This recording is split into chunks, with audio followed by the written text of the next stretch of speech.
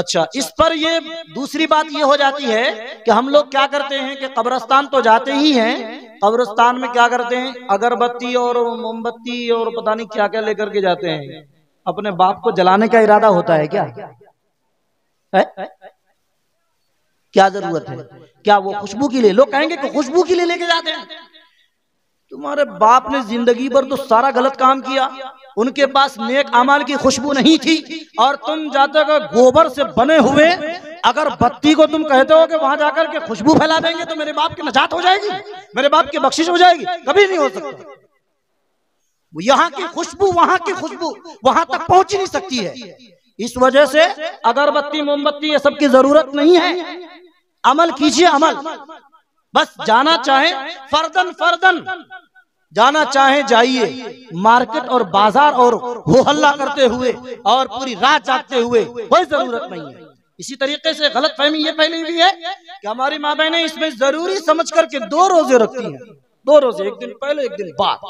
इसने नमाजें छोड़ी थी, इसने और भी गुनाह किए थे, लेकिन इस बंदे ने एक नेक काम करके आया है। वो काम ये है कि इसने ये जो नाबालिग बच्चा इसके सिरहाने के ऊपर इसकी कब्र के पास ये अल्हम्द शरीफ मुझ पढ़ रहा है और मुझे रहम करने वाला बता रहा है, जाओ इसके बाप की तुम बख्शिश कर दो, जाओ इनके बाप को सजा मत दो। लिहाजा इस वजह से आप सबसे ये खास तौर से मैं गुजारिश करूंगा, अपने बच्चों को अब पढ़ाइए, अब पढ़ाइए, अब पढ़ाइए। एक वक्त की रोटी न मिले न खाइए, लेकिन अपने बच्चों को पढ़ाइए। ये तो एक मौजू है। एक दूसरा मौजू उससे पहले जो है वक्त दामनगीर है। तो दूसरा मौजू क्या था? कल की रात शबे बारात है कि नहीं है? आप लोग हलवा बनाते हैं नहीं?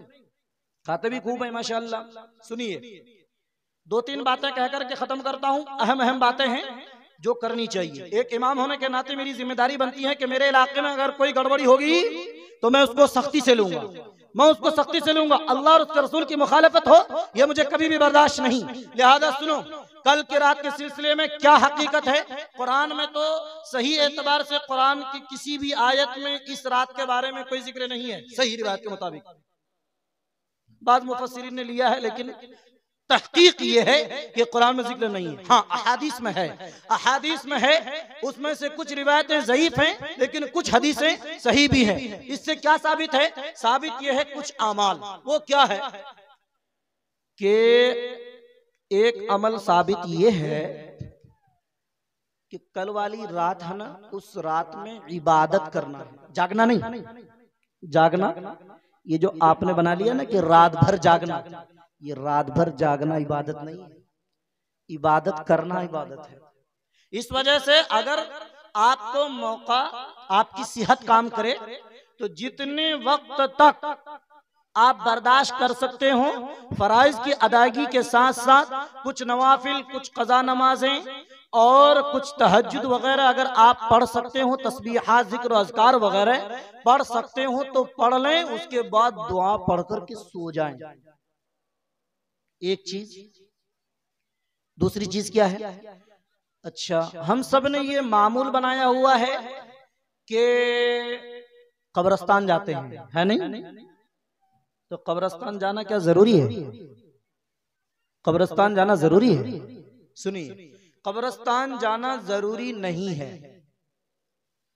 नबी करीम सल्लल्लाहु अलैहि वसल्लम के अमल से पूरी जिंदगी में सिर्फ एक बार साबित है, एक बार पूरी जिंदगी में आप सल्लल्लाहु अलैहि वसल्लम शबे बारात में सिर्फ हजरत आयशा रज़ी अल्लाह ताला अन्हा फरमाती हैं कि मेरी बारी थी तो नबी करीम सल्लल्लाहु अलैहि वसल्लम मेरे पास आए। उसके बाद कुछ देर के बाद आप सल्लल्लाहु अलैहि वसल्लम को मैंने देखा कि गायब है। तो मैं सोचने पर मजबूर हो गई कि शायद किसी दूसरी बीवी के पास चले गए हों। तो भागती भागती में गई तो देखा कि जन्नतुल बकी में आप सल्लल्लाहु अलैहि वसल्लम कुछ पढ़ रहे हैं। तो मैं शर्म के मारे वापस आ गई। वापस आने के बाद तो मैं हाँप रही थी तेज दौड़ने की वजह से। तो आप सल्लल्लाहु अलैहि वसल्लम ने पूछा क्या बात है? तो उन्होंने तज़किरा किया। तो आप सल्लल्लाहु अलैहि वसल्लम ने कहा कि देखो आज शबे बारात है, मैं वहां गया था, मुर्दों के ऊपर कुछ पढ़ा। बेशक ये अमल तो आप सल्लल्लाहु अलैहि वसल्लम से साबित है, लेकिन आपका तरीका देखिए। आप तन्हा गए किसी सहाबी को नहीं बताया कि मैं कब्रिस्तान जा रहा हूं। यहां तक के पास में लेटी हुई बीवी को भी नहीं बताया कि मैं जन्नतुल बकी जा रहा हूं, नहीं बताया। ये खुफिया अमल, नफली अमल, एक मर्तबा पूरी जिंदगी में अगर आपने एक मर्तबा भी अगर कब्रिस्तान चले गए हो तो आपका ये सुन्नत अदा हो गया, बार बार जाने की जरूरत नहीं है। जहां तक सवाब पहुंचाने की बात है, कोई जरूरी नहीं है कि आपके बाप को सवाब उसी वक्त मिलेगा जब आप उनकी कब्र पे जाकर के पढ़ेंगे, घर पे भी बैठ करके पढ़ सकते हैं। तो अच्छा, इस पर ये दूसरी बात ये हो जाती है कि हम लोग क्या करते हैं कि कब्रिस्तान तो जाते ही हैं, कब्रिस्तान में क्या करते हैं, अगरबत्ती और मोमबत्ती और पता नहीं क्या क्या लेकर के जाते हैं। अपने बाप को जलाने का इरादा होता है क्या? है? क्या जरूरत है? क्या वो खुशबू के लिए? लोग कहेंगे कि खुशबू के लिए लेके जाते हैं। तुम्हारे बाप ने जिंदगी भर तो सारा गलत काम किया, उनके पास नेक अमाल की खुशबू नहीं थी, और तुम जाते हो गोबर से बने हुए अगर बत्ती को तुम कहते हो कि वहां जाकर के खुशबू फैला देंगे तो मेरे बाप की नजात हो जाएगी, मेरे बाप की बख्शिश हो जाएगी, कभी नहीं हो सकता। यहाँ की खुशबू, वहां की खुशबू वहां तक पहुंच नहीं सकती है। इस वजह से अगरबत्ती मोमबत्ती ये सब की जरूरत नहीं है। अमल कीजिए, अमल। बस जाना चाहे फर्दन फर्दन जाना चाहे जाइए, मार्केट और बाजार और हो हल्ला करते हुए और पूरी रात जागते हुए कोई जरूरत नहीं है।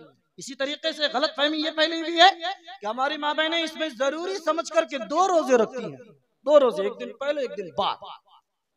सही रिवायत से साबित है कि शबे बारात में जगो और उसके बाद दूसरे जो दिन आने वाला है उस दिन में रोजा रखो, और इस रोजे की हैसियत कुरान और हदीस की रोशनी में मुस्तहब की है। मुस्तहब रखो तो बेहतर, ना रखो तो कोई जरूरी नहीं है। सवाब रखेंगे तो सवाब, नहीं रखेंगे तो कोई मलामत भी नहीं है। लेकिन हम सब क्या करते हैं, 2 रोजे रखते हैं जरूरी समझ करके, ये गलत है। इसी तरीके से और भी जो हलवे और पता नहीं क्या क्या बनाते हैं, देखिए दोस्तों, हकीकत ये है, कुछ लोग हम कहते हैं, हम मुसलमान भाई हम कहते हैं कि उसमें आप सल्लल्लाहु अलैहि वसल्लम की का दांत टूट गया था, आप सल्लल्लाहु अलैहि वसल्लम ने जो है हलवा खाया था शबे बारात के मौके पर, तो इस वजह से हम लोग हलवा खाते हैं। सबसे बड़ी बात यह है कि नबी करीम सल्लल्लाहु अलैहि वसल्लम के ऊपर यह बुहतान है कि आपने शबे बारात के मौके पर, और वो भी दांत टूटने की वजह से हलवा खाया है, किसी भी रिवायत में साबित नहीं है। और जहां तक आपके दांत के टूटने की बात है तो वो तो शव्वाल में है और शबे बारात तो शाबान में है, इसका उससे क्या जोड़। इस वजह से ये हलवा मालिदा और भी दीगर चीजें जो हम करते हैं, हमारी माओं और बहनों और हमारे भाइयों, इस्लाम पर अमल करो, अकीदे अच्छे रखो।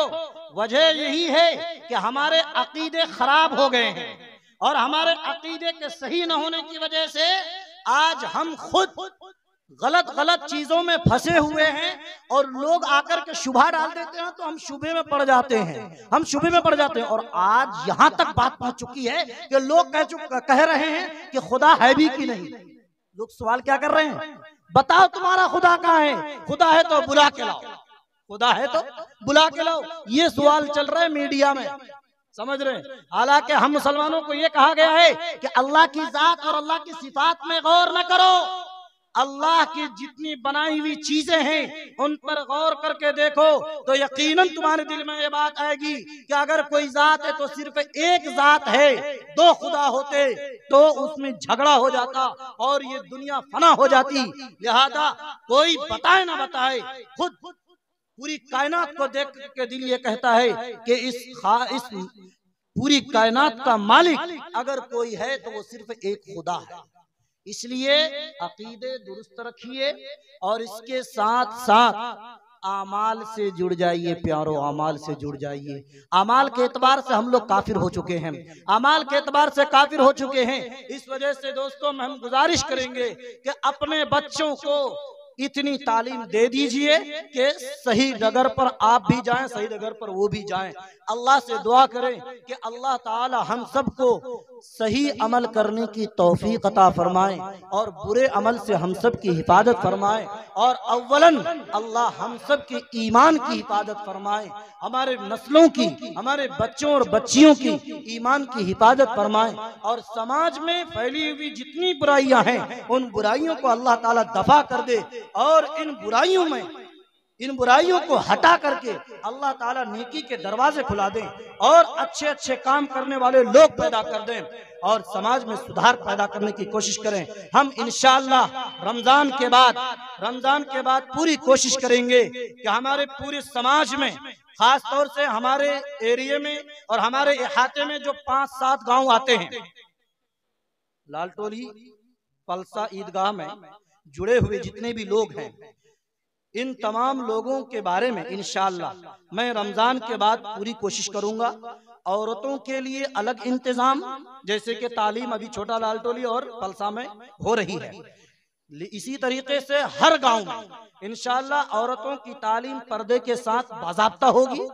और आपके बच्चों को, चाहे आप गरीब क्यों न हो, हर एक घर में तालीम याफ्ता बच्चा होना चाहिए, इसकी पूरी कोशिश हम करेंगे।